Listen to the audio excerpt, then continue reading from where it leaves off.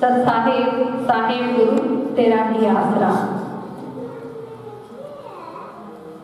मेरे सतगुरु जी की प्यारी साथ संगत जी, आप सभी के चरणों में सत नमन और परमपिता परमात्मा सतगुरु साहिब के चरणों में यही अरदास विनती करती हूँ कि आई हुई साथ संगत को हर प्रकार से खुशियाँ दे।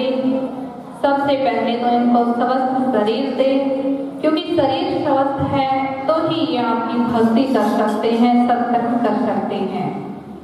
शरीर स्वस्थ है, उसके बाद में इनके घर में हर प्रकार से धन के भंडारे भरे रहे।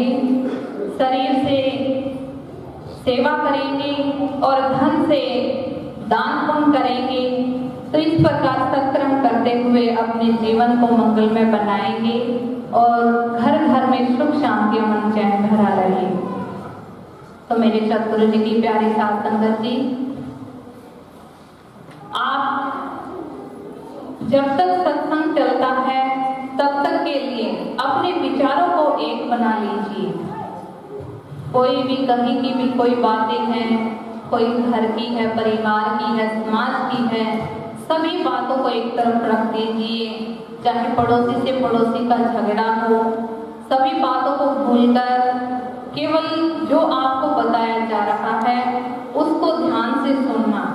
शब्दों को केवल शब्दों की तरह मत सुनना, क्योंकि जो भी शब्द है वो सतगुरु जी का अपना अनुभव किया हुआ है। तो आइए हम सतगुरु जी के अनुभव से कुछ ज्ञान प्राप्त करें। यदि हम अपने जीवन में खुद से कुछ अनुभव करने लगे तो हमारा जीवन कम पड़ जाएगा। इसलिए जीवन में कुछ अनुभव, कुछ महापुरुषों के अनुभव किए हुए हों, उनसे हमें सीख लेना चाहिए। तो सतगुरु जी ने बहुत ही अनुभव करके हम सबको ज्ञान करवाया है।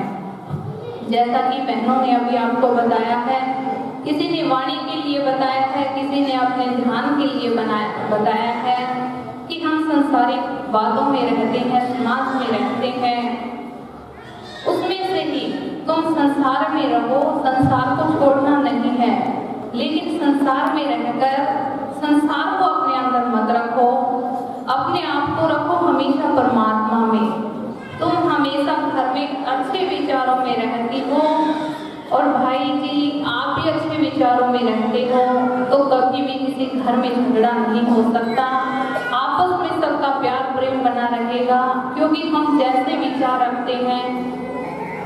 अब दो माताएं बहनें मिलेंगी कि आपस में बातें करती हैं, वो संसारिक बातें करती हैं, पड़ोसी ने ये कर दिया, घर में माँ बहन ऐसे हैं, सास बहू का ऐसा नाता है। कुछ भाई भी होते हैं जो आपस में मिलते हैं, तो क्या करें, घर में ऐसी दिनचर्या है, ऐसी दिनचर्या है। यदि हम जब भी मिलते हैं आपस में और ज्ञान की बातें करते हैं, अच्छी बातें करते हैं, जीवन है, जीवन में सुख और दुख आएगा, इसको कोई टाल नहीं सकता। लेकिन हम अपने विचारों को अच्छा रखते हैं, शुद्ध सात्विक रखते हैं, तो वो समय जल्दी से कट जाता है। उस समय को कटने में हमें पता भी नहीं चलता कि कब कौन सी सुख की घड़ी आई, कौन सी सुख की घड़ी आई। यदि हम ऐसा जीवन जीने लग जाए तो हमारा जीवन सामान्य हो जाएगा। सतगुरु जी ने शब्दों के माध्यम से बताया है कि तुम अपनी शब्द को बड़ा ही ध्यान से बोलो, 100 बार विचार करो, फिर शब्द बोलो कि मैं जो बोल रहा हूँ उससे किसी की आत्मा को ठेस ना पहुँचे, किसी की आत्मा को दुख ना दे। यदि मैं किसी की आत्मा को दुखी करता हूँ तो दूसरे की आत्मा वो भी मुझे दुख देगी। जैसा मैं कर्म करता हूँ वैसा मुझे भरना ही पड़ेगा। इसलिए शब्दों की कीमत को जानना है। शब्द बड़े अनमोल हैं, उनको पहले तोलो और फिर मुंह से बोलो। एक शब्द की कीमत बहुत है। जैसे कि द्रौपदी ने एक शब्द बोला दुर्योधन को कि अंधों का अंधा राजा, तो उससे महाभारत रच गई। और एक शब्द के कारण ही राजा हरिश्चंद्र ने अपना राजपाट त्याग दिया। एक शब्द आप ऐसा बोलते हो कि शांति से बैठे बैठे एकदम से झगड़ा हो जाता है, और एक शब्द तुम ऐसा भी बोलते हो जिससे कितना ही बड़ा झगड़ा हो, लड़ाई हो, युद्ध हो, वो भी टल जाता है, वो भी शांत हो जाता है। ऐसा आपने अनुभव किया होगा कि जैसे सतगुरु जी की शरण में आते हैं, आपस में बहुत लड़ाई झगड़ा है कि मैं सामने वाले को मार दूं या मर जाऊं, लेकिन जैसे ही हम सतगुरु देव की शरण में आते हैं एकदम से शीतल हो जाते हैं। क्या है वो वाणी है, वो प्रकाश है, वो शब्द है।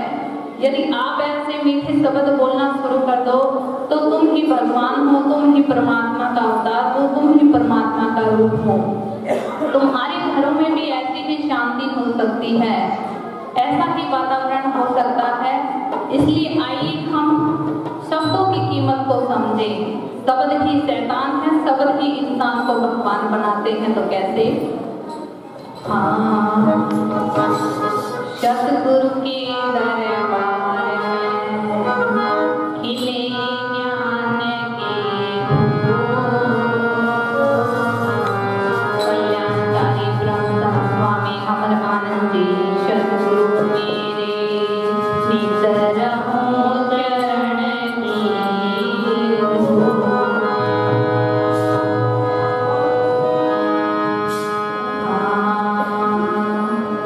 मेरे दाता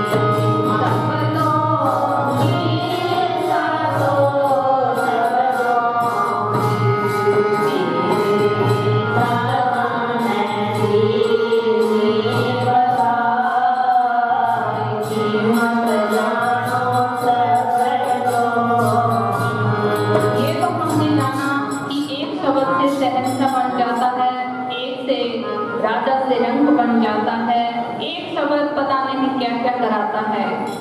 लेकिन हम सब सतगुरु की शरण में आए हैं, हम सब सत्संगी हैं।